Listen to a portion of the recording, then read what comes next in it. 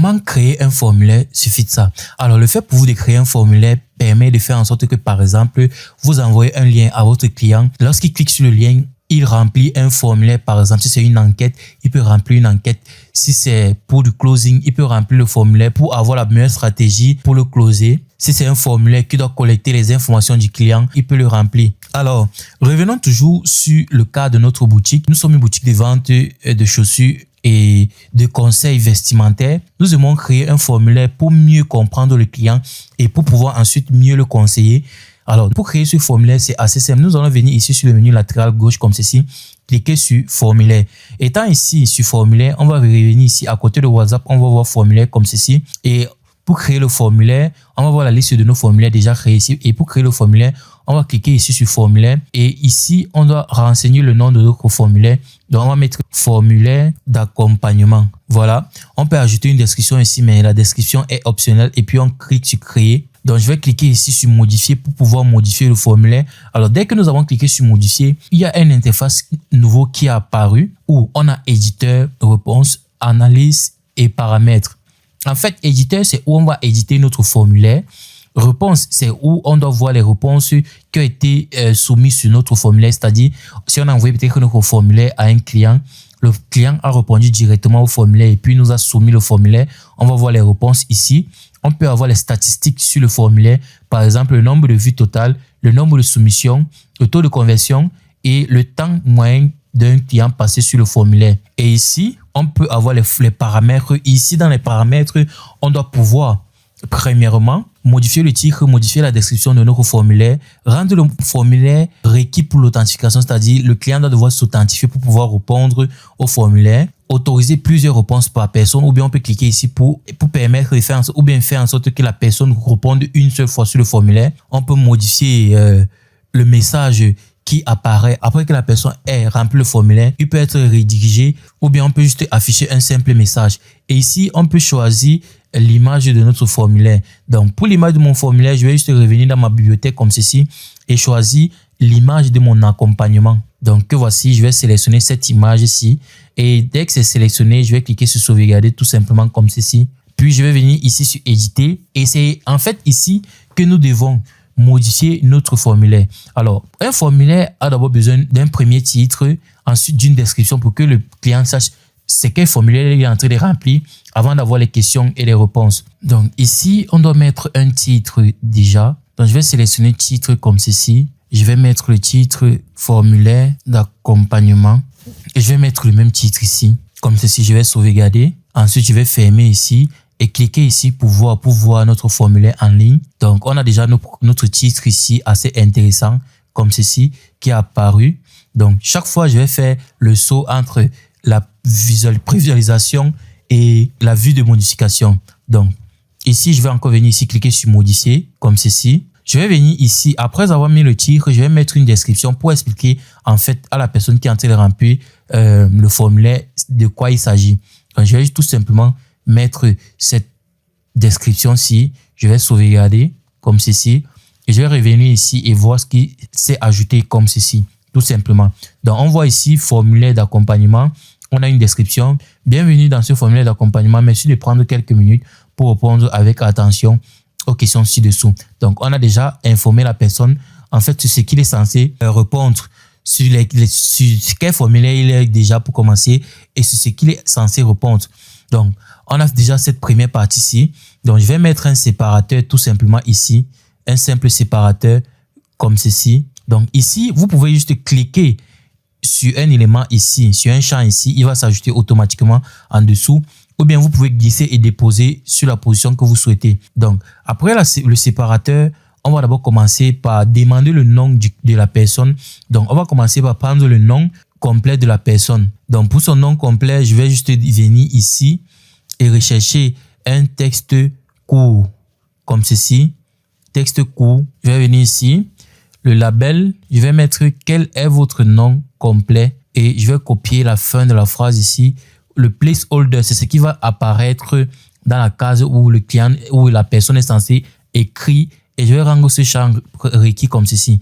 Dès lors que je vais sauvegarder, je vais venir ici sur mon formulaire, je vais reloader pour voir ce que ça donne. Donc, on a déjà notre première question comme ceci et la personne doit mettre son nom complet ici. On aurait pu lui demander déjà son prénom, ensuite son nom de famille. Ça aurait fait 2 cases remplies, mais j'ai tout simplement préféré mettre un champ où il est censé rentrer son nom complet. Donc, par la suite, je vais lui demander son numéro de téléphone. Donc, je vais rechercher un numéro de téléphone ici. Voici ça, comme ceci. Je vais poser ça ici. Et ici, je vais mettre la question, quel est votre numéro WhatsApp? Comme ceci. Et je vais copier cette partie-ci et je vais mettre numéro WhatsApp. Je sauvegarde. Comme ceci. On a déjà 2 questions. Et je vais ensuite lui demander son email. Donc, je vais rechercher ici sur les champs, l'email, le champ email que voici. Je vais glisser et déposer juste en dessous ici. Ensuite, je vais mettre la question, quel est votre email? Sur le placeholder, je vais mettre un exemple d'email qui peut mettre. Donc, je vais faire exemple 2.john@gmail.com.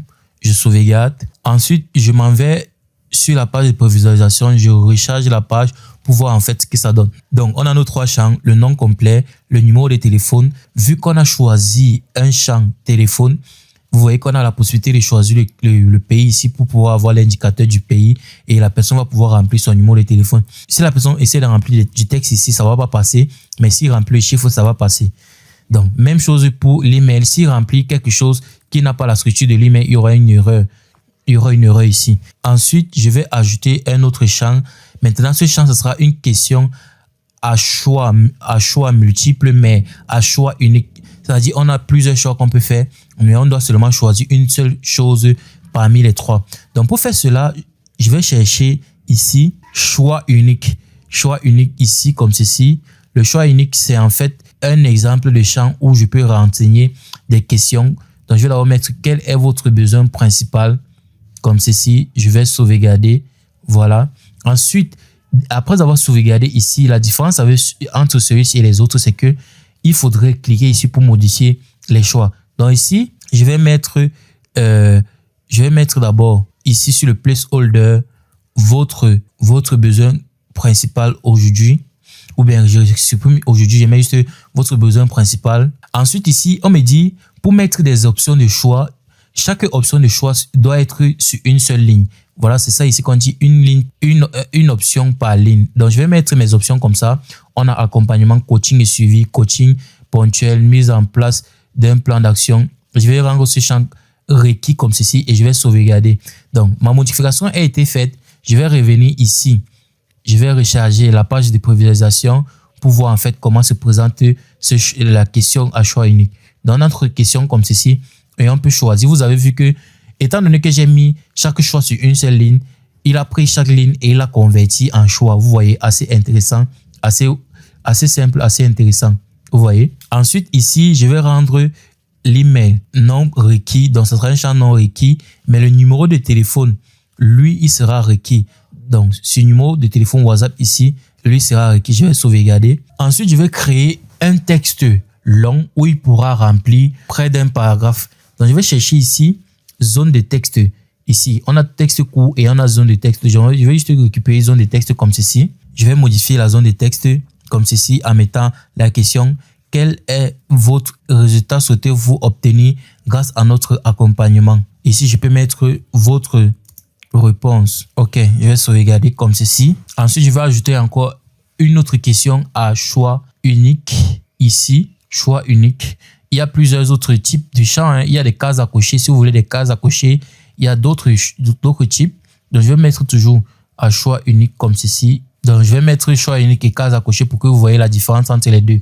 Donc, ici, je vais mettre le titre comme ceci. Quel est votre niveau actuel? Ici, sur cases à cocher, je vais aussi modifier le titre comme ceci. Ensuite, je vais venir ici sur modifier, mettre les choix. Donc, je vais le rendre requis comme ceci. Et ici, sur case à cocher, je vais mettre les choix.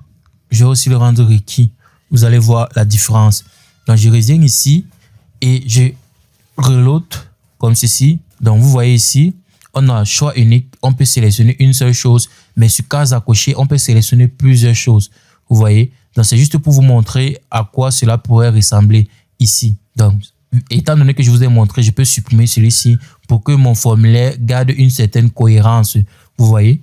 Donc, je vais encore récupérer une zone de texte comme ceci. Je vais mettre une autre question. Quelle est votre difficulté principale? Et comme placeholder, votre difficulté principale, je sauvegarde. Je le rends champ requis, je sauvegarde comme ceci. Donc, je peux encore ajouter un choix unique. Je sauvegarde comme ceci. Je viens sur modifier. Je mets mes choix ici et je sauvegarde. Donc, je peux ajouter une date ici, comme ceci, comme question. Et pour la date, je peux mettre quand souhaitez-vous commencer? Je sauvegarde. Je rends ce champ requis. Je sauvegarde. Et on va voir à quoi cela ressemble en ligne. Donc, on a les questions et on a la question quand souhaitez-vous commencer? On doit choisir une date. Vous voyez, il doit pouvoir choisir une date. Il y a énormément de types de champs qu'on peut utiliser ici. Il y a des heures, il y a des fichiers. Si on veut que la personne mette un fichier, peut-être son CV ou bien sa CNI, on peut ajouter ici comme ceci. On peut peut-être dire déposer votre carte d'identité nationale ici. Donc, on va mettre CNI.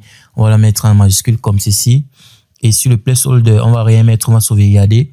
Si on revient ici, on actualise, on va voir que la personne doit devoir télécharger un document. Ça peut être une image, ça peut être un PDF, ça peut être, peu importe en fait le document qui soit déposé.